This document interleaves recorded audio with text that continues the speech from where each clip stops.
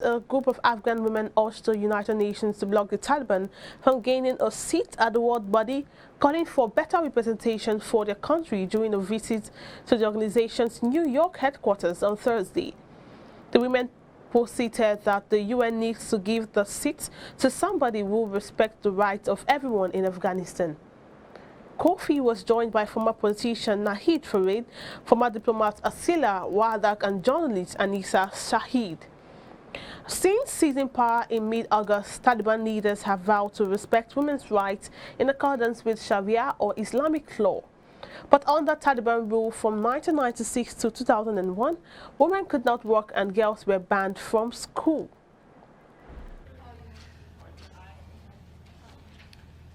Hello. You all know that on the 15th of August this year, Afghanistan fell militarily to the Taliban, and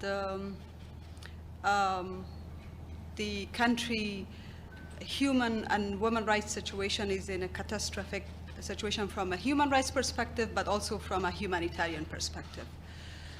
The predictions were that the Taliban probably have become more moderate and will be more tolerance and acceptance towards the population's civic liberty. But the reality is that since they have taken over, there's been a systematic exclusion of women from social and education sphere.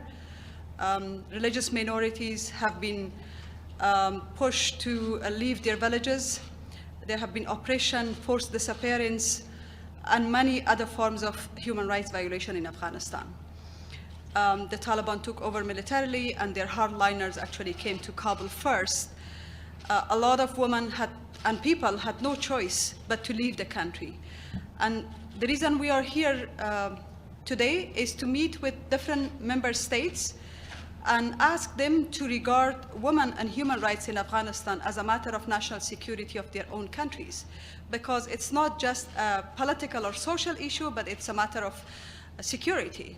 Because if there is a reliable government in Afghanistan that will accommodate diversity and inclusion of everyone, including women, that can be a trustable partner to the world. But the reality is at this stage, it's not. The situation could have been avoided. We could have a process of peace which different political and social groups could be part of it.